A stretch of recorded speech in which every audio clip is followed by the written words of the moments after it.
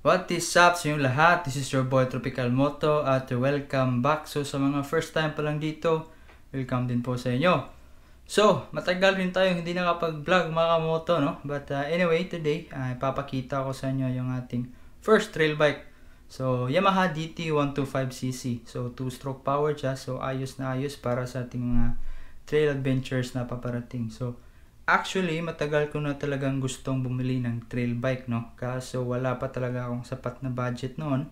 Kaya yung ginawa ko, nag-ipon muna ako, nag-save ako ng mabuti at luckily, mga kamoto, dinagdagan ng ate ko yung savings ko. At sa wakas, eto na, nakabili na tayo ng ating sariling trail bike, no? So, sa ate ko na nasa ibang bansa ngayon, ingat ka dyan palagi ate at kita-kits soon. Alright, so today, ang mangyayari sa vlog na itong mga kamoto is dadalhin natin yung DT natin sa shop dun ni Dwax of Plaza Boys. So, papatingin muna natin kung ano ba yung kailangan nating palitan, ano ba yung dapat nating ayusin o baguhin para maging ready siya sa ating mga trail adventures, diba? So, dapat lang naman na pa-condition muna natin yung motor natin bago natin isabak sa mga trail, diba? So, wag na natin patagalan to mga kamoto. Let's go! Alright, so andito na tayo sa shop ni Dwax mga kamoto. So hintayin lang muna natin dito yung kaibigan ko para kunin natin yung motor. So sarado pa sila mga kamoto. Usually mga lunchtime sila nag-open o minsan mga after lunch na. So yan.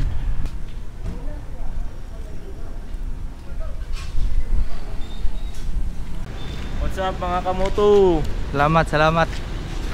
Alright, so andito na tayo sa warehouse mga kamoto at ito yung ating trail bike.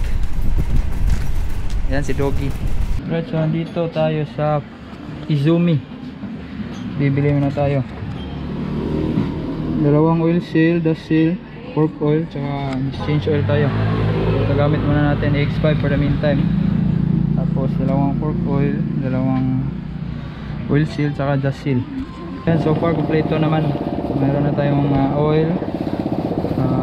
oil para sa fork, dalawa, tsaka yan, dust seal, tsaka oil seal, tig dalawa. Tapos yung axle swing arm nya, sana magkasya.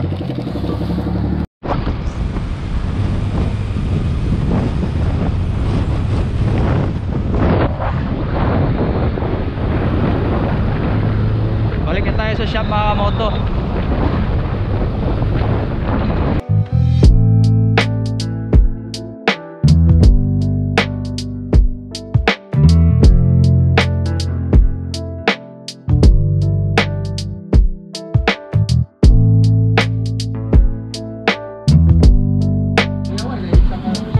Overtime.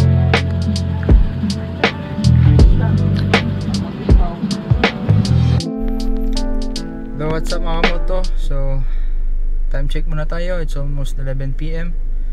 Dito ako sa loob ng kotse. Pasensya na kung hindi ako masyado nakapag video doon sa shop habang ginagawa yung DT natin, o hindi ako masyado nagsasalita doon kasi marami kasing mga music sa radio na galing sa surroundings, kaya mahirap na, baka makapiright tayo, diba? So kaya nga kung napansin nyo, nilagyan ko na lang yung ibang background music, yung mga clips natin dun sa shop, tapos minute ko na lang yung original na sound niya talaga. But anyway, so far ito yung mga binili ko para sa ating DT. So dalawang oil seal para sa kanyang fork, dalawang dust seal sa kanyang fork rin, and of course fork oil dalawa rin. Tapos bumili na rin ako ng oil niya para sa engine, X5 shell, tapos fork boots, wheel sa harap, yung sa likuran na wheels natin makapal pa naman, so baka pwede pa yun. Tapos bumili ako ng dalawang brake shoe sa harap at sa likuran.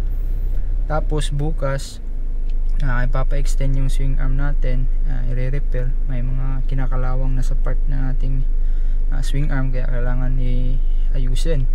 Tapos pagpapalit ako ng bagong lever, throttle, saka yung pipe natin kailangan ding i-repair kasi may butas. What's up mga kamoto? Day 2 tayo ngayon. So nakuha ko na yung swing arm natin. Yan.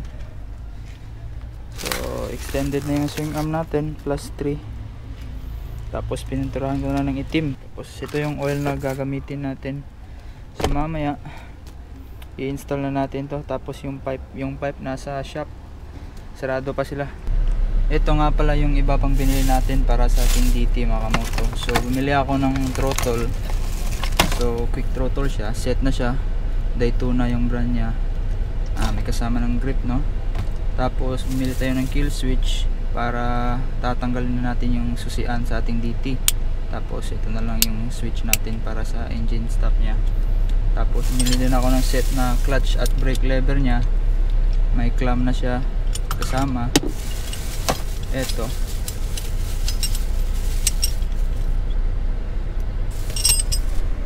So mamaya mga hunting muna kami ng magandang handlebar mga kamoto. Siguro pupunta kami sa mga mall, no?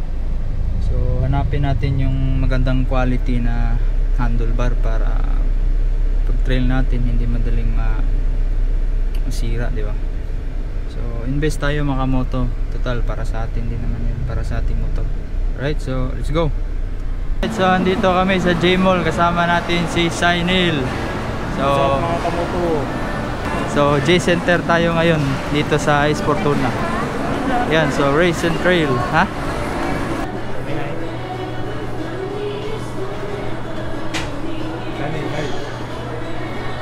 Motor? Ako okay, wala naman ko nag-extension good. Sakto na ni part, kaya ako ang DT kay hangad pa gamay. Oo, kasi. Ako kay bali ako, mubo ako taas ang akong tangke. Mubo ako manubila. So, ano dapat. Pero dili kay ngon mubo juga yo, mag-riser na lang gani ko. Riser lang ka? Wala tayo helmet to, Fox ba? Guwapo ni siya. Ano lang po siya? Yay. Kapalit juga. Apa? African American. Majelis yun. Para po tayo mga kasumis. What's up? Day 3 na tayo ngayon mga kamoto.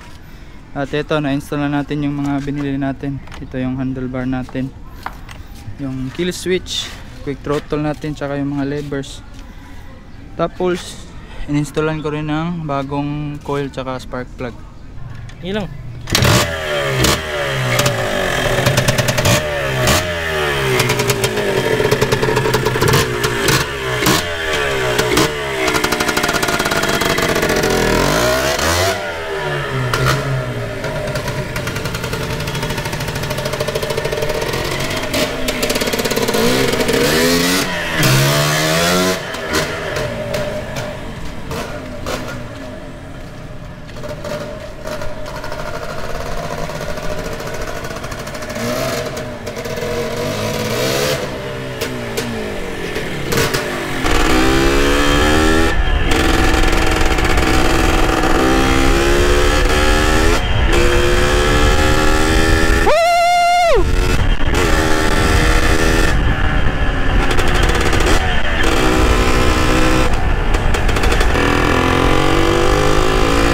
Sarap!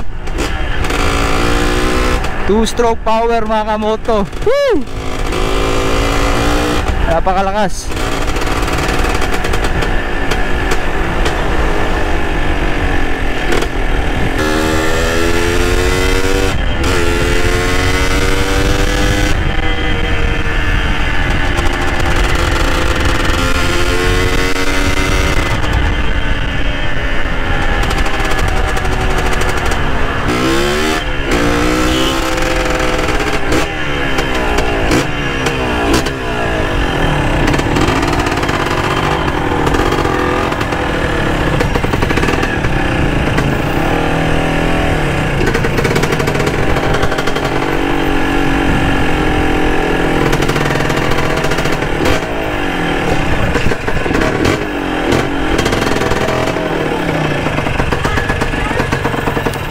Angkas tayo ngayon sa NMAX ni Bro Sainil mga kamoto. What's up mga kamoto? So kunin na namin yung DT namin. Tapos ito na yung pinagawa natin na seat ng ating DT. Pinalitan lang natin ang seat cover. So yung ginawa ng DT natin dun sa shop mga kamoto, final touches lang. Yung mga bracket ng ating side stand pina-welding natin para mas maging matibay. Tapos si Sainil nagpa-opera ng kanyang pipe, nagpakalkal. Racing kasi tong bata na to eh. Tapos nagpagawa din tayo ng bracket na ating pipe kasi nawala yung stock bracket nya. Sukat natin yung seat natin. Ha? Dili 6 Alright. 6 yan yan. Tanggang tao riya amat. Alright. Okay naman part. Okay ba siya? Max driver muna tayo mga kamoto. So alternate lang kami sa pagkuha ng DT namin.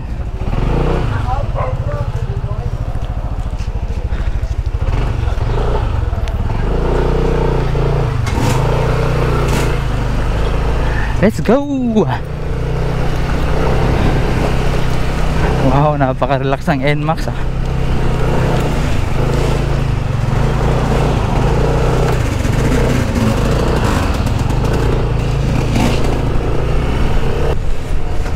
Rain or shine, tuloy pa rin yung passion natin dito mga kamoto. Dapat ganyan lang dapat, di ba?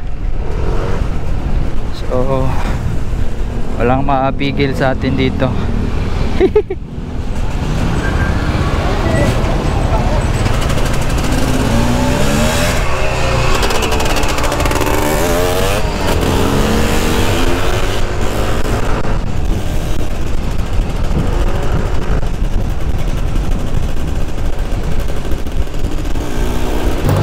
So again mga kamoto, yung ginawa sa kanya doon sa shop, pinakalkal niya yung pipe niya.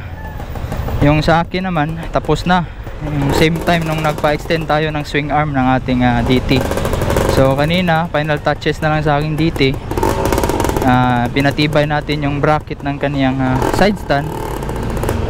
Tapos yung bracket naman ng pipe pinagawa natin ng bago kasi yung stock na bracket ng DT ko nawala na misplace.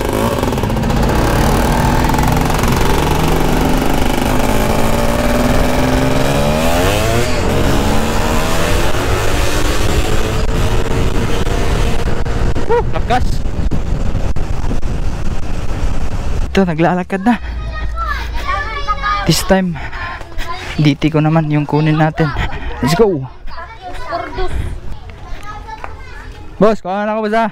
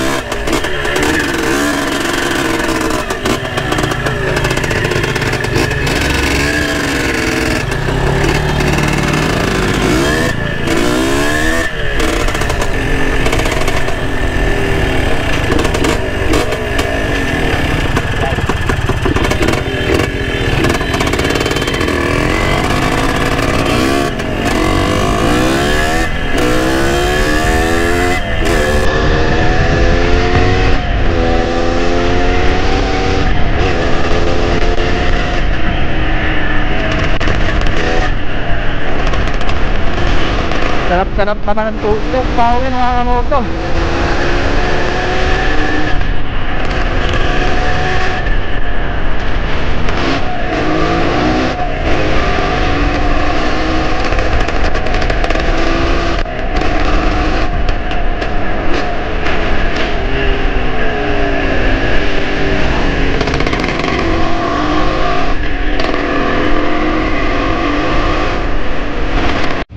So ayan na yung seat natin again mga kamoto.